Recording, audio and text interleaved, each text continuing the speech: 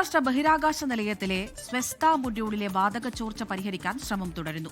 നിലയത്തിൽ ഡോക്ക് ചെയ്ത ഡ്രാഗൺ പേടകത്തിലേക്ക് മാറിയ സ്പേസ് എക്സ് ക്രൂ 12 അംഗങ്ങളോട് തിരികെ ബഹിരാകാശ നിലയത്തിലേക്ക് മാറാൻ നിർദ്ദേശം നൽകിയിട്ടുണ്ട്. സയൻസ് ഡെസ്കിൽ നിന്ന് പ്രജൻസി കണ്ണൻ വിവരങ്ങൾ നൽകാനായി ചേരുന്നുണ്ട്. പ്രജന്റ്, ഈ വാതക ചോർച്ച അത് തടയാനുള്ള ശ്രമങ്ങൾ തുടരുകയാണ് എന്നാണ് മനസ്സിലാക്കുന്നത്. ആശങ്കപ്പെടേണ്ട ഒരു സാഹചര്യമൊന്നും അല്ലല്ലോ, അല്ലേ? നിലവിൽ അത്തരം സാഹചര്യങ്ങളല്ല എന്നാണ് നാസയിൽ നിന്ന് ലഭിക്കുന്ന പുതിയ വിവരങ്ങൾ. ഈ പറയുന്ന നേരത്തെ അമൃത സൂചിപ്പിച്ച സ്വെസ്ത എന്ന് പറയുന്ന മൊഡ്യൂൾ, നമുക്കറിയാം ഈ ഇന്റർനാഷണൽ സ്പേസ് സ്റ്റേഷൻ അത് പല സ്പേസ് ഏജൻസികളുടെയും ഒരു കോൺട്രിബ്യൂഷൻ ഉള്ള ഒരു മേഖലയാണ്, ഒരു സംവിധാനമാണ്.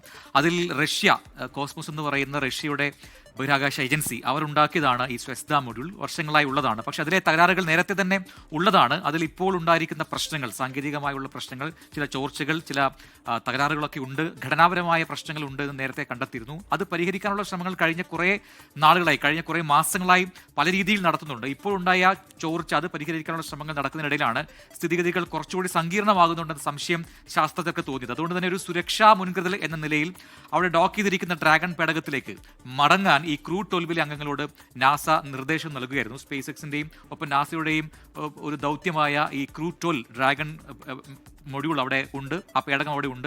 അതിലെ 4 പേരോട് തിരികെ ഡ്രാഗൺ പേടകത്തിനകത്തേക്ക് പോകാൻ പറഞ്ഞിരുന്നു, ഒരു സുരക്ഷാ മുൻകരുതൽ എന്ന നിലയിൽ. പക്ഷെ പിന്നീട് നാസ തന്നെ അത് അറിയിക്കുന്നത് ഏറ്റവും പുതിയ വിവരങ്ങൾ റോസ്കോസ്മോസിലെയും ഒപ്പം തന്നെ നാസയിലെയും ശാസ്ത്രജ്ഞർ വളരെ കൃത്യമായി തന്നെ ഇത് നിരീക്ഷിക്കുകയാണ്.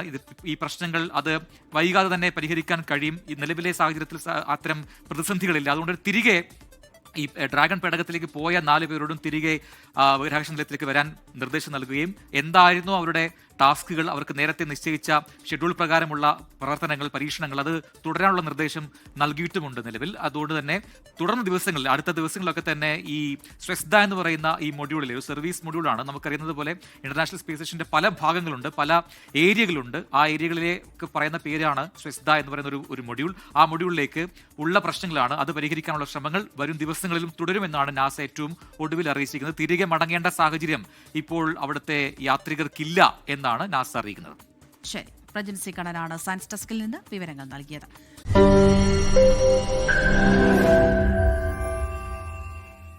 ലോകത്തെവിടെയായാലും ഏത് സമയത്തും 24 വാർത്തകളും ഓഗ്മെന്റഡ് റിയാലിറ്റി പാക്കേജുകളും എക്സ്പ്ലെയിനറുകളും വിശദമായി കാണാൻ ഞങ്ങളുടെ യൂട്യൂബ് ചാനൽ നിങ്ങൾക്ക് സബ്സ്ക്രൈബ് ചെയ്യാം.